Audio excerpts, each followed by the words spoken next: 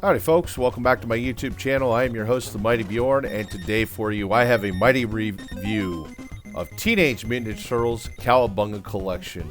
And man, oh man, does this really take me down nostalgia lane. I grew up on a lot of these games that are in this, particularly the very first three Teenage Mutant Ninja Turtles, as well as Turtles in Time. So let's talk a bit about the collection here. The developer for the collection is Digital Eclipse, which has done actually ports in the past for Konami for their various games, making more modernized ports for PC and other systems of the such. The publisher obviously is still Konami. They still own the rights to all these titles. Now the platform this was released on was Windows PC, Nintendo Switch, PlayStation 4, PlayStation 5, Xbox One, and Xbox X. August of 2022. And I mean, guys, this is, for the most part, these are just old school beat 'em up games. Side scroller beat 'em up, if you will. Especially for the Nintendo versions. They're get a little bit more different for the Super Nintendo games and the Sega games, but they're beat 'em up games with the Turtles. So, you know, Cowabunga it is, folks. Now that being said, it really took me down nostalgia lane to play these games again and check them out. It's been a long time since I played these. Although I still do have a Nintendo, and from time to time I will hook up that Nintendo and play these. I guess I don't have to now. Now that I got them for PC. So there's a lot of cool things I found in the game pretty much almost as soon as I started exploring the game. One thing I found is there's like a special menu that's got the old box art and the comics and the manuals. They actually digitized the old manuals. And yeah, you can zoom in on them, but they have them looking like how they looked back in the day, almost down to the roughly the same size they actually were. And I found that very cool. There's also, like I said, there's comic art. They got art there from the TV shows and concept drawings and just all kinds of really cool stuff. It really takes you back. It really took me back down memory lane of much better times when men were men, women were women, and I was still just a kid and didn't care about what was going on in the world. Now that being said, for the most part, there's no changes that I saw in the games. Now there's a couple little things I saw. Like I remember, particularly for this one, for Teenage Mutant Ninja Turtles 2, the arcade game from the Nintendo, on one of the stages there'd be Foot Clan guys hiding behind Pizza Hut signs, and they've actually edited that out. I don't even remember what the signs say now, but I did notice they don't have Pizza Hut on them anymore. Same way with the pizza boxes, because there used to be a deal between Teenage Mutant Ninja Turtles and Pizza Hut, and that's kind of gone to the waysides over the years. However, there's also some flaws in the fact that there's no changes as well, which I'll get to here in a bit. But in general terms, there is really no changes. There's just a couple little minor changes here and there. And that being said, too, there's really no changes in the color palettes and the resolutions. Now, interestingly enough, I did look this up online, so I can't really 100% confirm it because I didn't 100% try it. But apparently the old Konami codes still works in these ports. And I was like, no way. I had to go and look it up out of curiosity. Now that being said, too, folks, there is a wide variety of games here. 13 games in total, with some of them having online compatibility that you can play with friends online, as well as you can set up room for random players, from what I understand. I didn't really try to get in on the online multiplayer, so I can't quote what that is like. Next thing is saves. Some of these games could get quite long, particularly Teenage Mutant Ninja Turtles 1. That's the only Teenage Mutant Ninja Turtles game that I've played that I've actually never beaten. That game is so brutally hard. But, you know, that's kind of the shitty thing, too, about the no changes part is the very first game has always been... has kind of always been, how do I want to put this? You know, a lot of people have always said about how brutal the very first game was.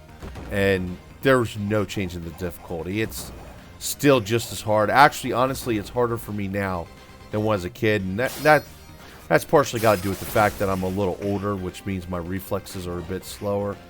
I haven't played these games in a long time, particularly the first one. So I'm not really up on it, if you will.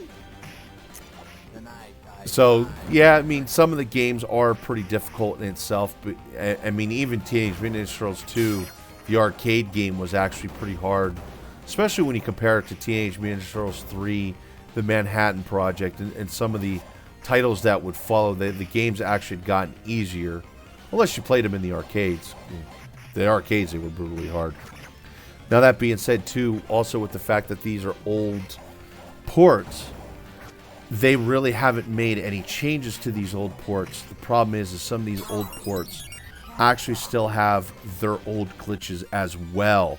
I mean, yeah, sure, you can put in... You got the old Konami codes at work, which was really cool, and the fact that the games look like the way they look from back in the day for the most part. But realistically, one problem is particularly Teenage Mutant Ninja Turtles, and I even noticed that today, understand that I have a really, really beefy game system, PC system here. I had really bad FPS drops when I was playing Teenage Mutant Ninja Turtles, and that had nothing to do with my PC. It wasn't my PC dropping FPS. It was the game code itself. That was actually a really serious problem with the old Teenage Mutant Ninja Turtles from the Nintendo game, that when it got cluttered up, certain sections of the game would get cluttered up with a lot of enemies, and it would just dog. It's not really an FPS drop, it's just the game itself would dog. And that's kind of an issue that it's like, it would have been nice if they would have fixed that. And I suppose probably at this point they really can't fix that because it was kind of in the base coding of the game at the time. It was just a flaw that was in the game. Now, that being said, I'm not shitting on Konami's job when they made the game for the Nintendo. It was a flaw at the time, though, that it ended up in the production series of the games, and as I said, it didn't get fixed here. It just would have been nice. That being said, too, the games are in old resolutions. So, like Teenage Mutant Ninja Turtles 1, understand that you can play this on full screen, widescreen, and original. Now, here I'm playing Teenage Mutant Ninja Turtles in time on widescreen, and it looks perfectly fine. But I tried to play Teenage Mutant Ninja Turtles, the very first one that was on the Nintendo, and it wasn't made for modern aspect ratios at the time. And honestly, it looked like hell when I switched it over to full screen and widescreen. Now, it was bearable on full screen. It looked really bad on widescreen. And honestly, it was better just to play it in the original aspect ratio. So that's kind of a flaw too with these old ports of Teenage Mutant Ninja Turtles. That being said, dude, this has actually got pretty good value. I mean, I know it's $40, but it's also 13 games. With some of the games like Teenage Mutant Ninja Turtles Tournament Fighter is actually a fighting game, kind of like Street Fighter, the old Street Fighter, old Mortal Kombat games, which actually predates those games, by the way. And then, of course, you got the side-scroll beat-em-up. You got the more like the 2.5D beat-em-up games and, you know, stuff of that nature. Now, you know, so I think that's just all really cool. Now, the thing is do I think... The thing I'm having trouble with is trying to figure out if this is... For me, this is really worth it. Because it's nice to have all these old games. You know, I'm going to play at least 4 of these on an often enough basis that the $40 price tag is worth it. Especially if you're not like me and also have an old Nintendo. Because an old Nintendo is going to cost you more than $40. And then you still got to pay to get the games. So just on that basis alone, yeah, it's worth it if you want to get these old games. I just don't know if the modern gamer would really want something like this, and that's what makes it hard. So I would say, yes, these are worth it within a very limited parameter of this is something that's really going to interest you and that you want to have that nostalgia trip. But I don't know if this is going to be such a favorable title for, say, the modern gamer that's probably not really looking for something like this and doesn't even remember these games. So, yeah, you know, it is what it is. But anyway, folks, Teenage Mutant Ninja Turtles, the Cowabunga Collection. I give it a thumbs up, but that's because it was just a nice trip down memory lane. And they're still good, fun games to play, by the way. Anyway, folks, hopefully you all enjoyed the review. Thank you very much for tuning in, and have yourself a wonderful day.